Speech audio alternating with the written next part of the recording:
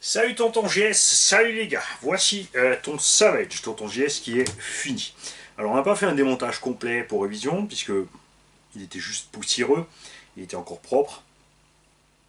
Le petit film de rouille sur les vis, c'est pas très grave, c'est juste esthétique. Les roulements, je te rassure, donc sont tous, bon, ces roulements sont pas très vieux, il n'y a pas de souci. Tu avais à l'arrière de cette machine un petit cuicui, c'est peut-être ce qui t'a fait penser à un problème de roulement. Tu avais un problème de direction qui venait de 3 points différents. Attends que je te dise pas de bêtises, 1, 2, 3, 4 points différents qui faisaient bugger cette direction. Et une machine bizarre à rouler. Et ça venait de la partie électronique de la machine, de rien d'autre. On va commencer donc par le QQ. Au niveau du QQ de la machine, comme on a un QQ à l'arrière, de toute façon on voulait checker les diffs, on a sorti tout de suite le diff. Ce qui permet d'avoir les cardans libres et les roulements ici dans les portes fusées ou les moyeux de libre. Tu peux donc tourner tranquillement à la main, tout allait bien, pas de cuicui. Tourner sur le diff, pas de cuicui. C'est là que ça devient étrange. Donc on a sorti ce diff, et tu as déjà les diffs avec les grosses dents. Tu es déjà en 29-13, ce qui est génial, parce que tu aurais pu te retrouver avec les vieux diffs qui cassent facilement. Donc ça c'est cool, tu as les bons diffs dedans. Au niveau des diffs, il y a des rondelles de calage à mettre. Là, comme c'est les grosses dents, c'est pas très grave, t'as pas besoin d'un jeu super méga précis. Un demi-millimètre suffit large, t'es pas obligé de t'amuser à aller chimer à 0,2 mm, etc.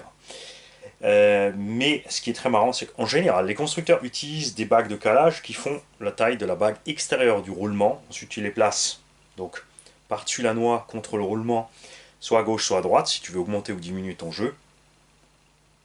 Selon bien sûr aussi dans quel sens la couronne presse sur le planétaire. Sur le Savage ici par exemple, on a la couronne de diff qui est de ce côté là et le planétaire là. Donc il faut caler à droite pour ramener le diff vers pas le diff, pas le planétaire, vers le pignon d'attaque pour diminuer le jeu.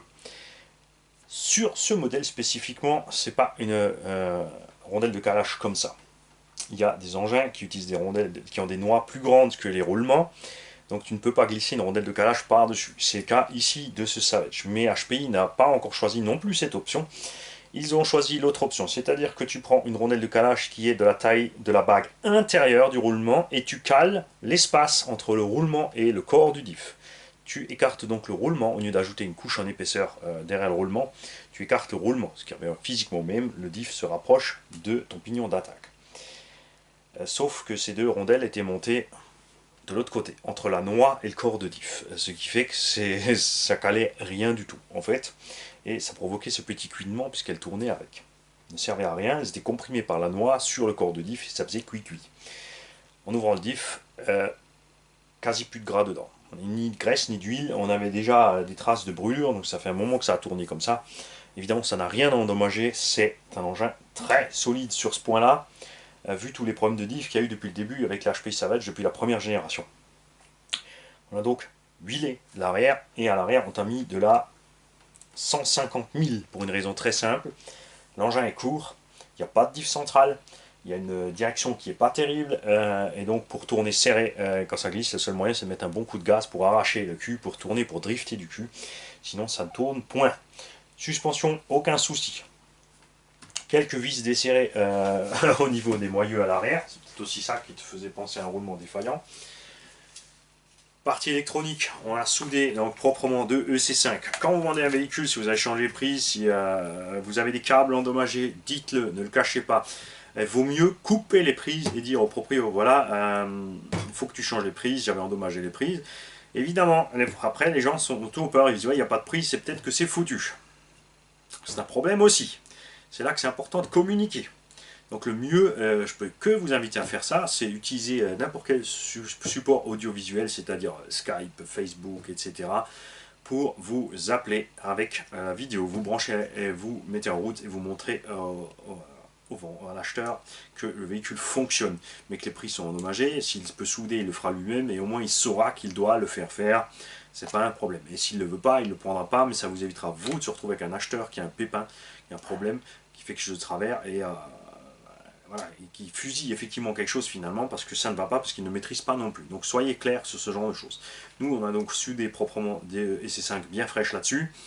Au niveau des bacs à batterie, il manque les sécurités qui empêchent le bac à batterie de s'ouvrir en cas de choc. Normalement ici il y a deux petits capuchons en caoutchouc qui se mettent là-dessous, qui empêchent ceci de s'enfoncer pour s'ouvrir. Là, ça s'ouvre tout seul. Solution la plus simple, c'est de mettre une bande velcro autour. C'est ce qu'on va te faire, tonton GS, pas de problème.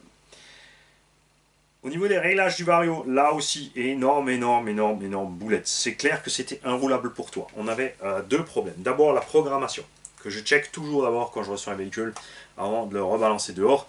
Je mets mon Vario à 0.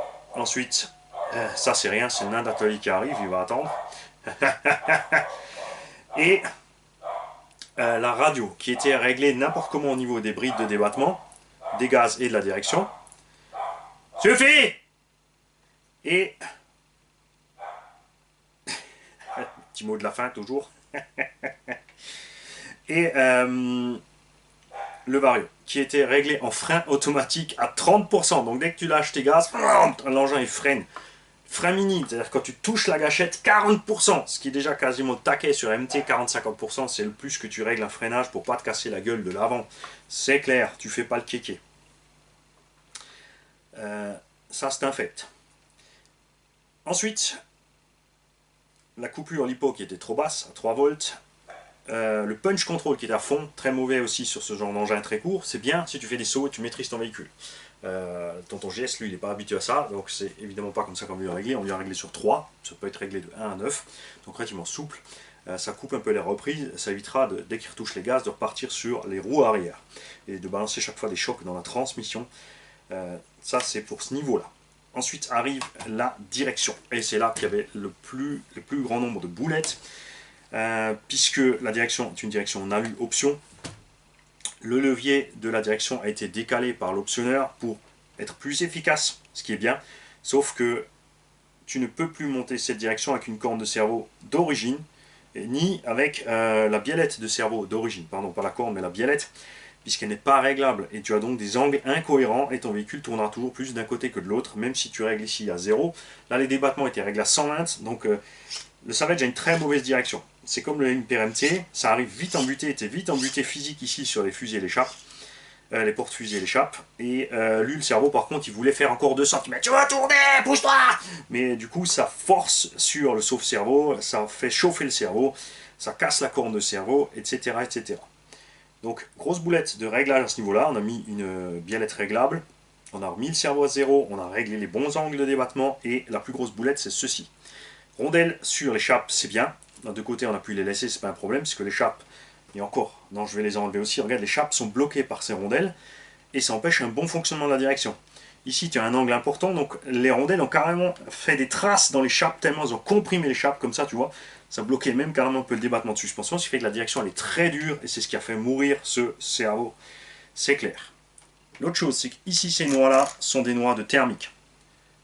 Les carnons centraux et les noix de sortie centrale ne sont pas des noix de brushless, ce sont des noix thermiques. Après tonton il va rouler cool en 4S, c'est pas un problème, elles sont neuves, elles tiendront un moment. Mais c'est pas les noix du HP Flux qui ont ici des axes plus gros et des rotules plus grandes. Ce véhicule a donc été constitué de plusieurs pièces, et comme dit, c'est pas un problème quand ça fonctionne. Là, c'est sûr, il l'a récupéré, il a eu 3 pannes d'affilée sur 3 sorties, ça l'a saoulé et est un peu déçu, puisque ce qu'on peut comprendre. Donc moi, comme je connais le vendeur, je vais envoyer un petit mail au vendeur pour expliquer ce que moi j'ai vu, et puisque pour l'instant il ne répond pas au téléphone, mais je connais le vendeur, il est beaucoup en déplacement à l'étranger, c'était tout simplement pour ça que ça coince au niveau téléphonique entre les deux, donc forcément maintenant il y a une petite tension entre les deux, et on va désamorcer la situation, peut-être, je l'espère, et puis je pense, hein. Je connais l'acheteur, je connais le vendeur, un petit peu, donc ça devrait bien se passer. Salut les mecs, bonne journée.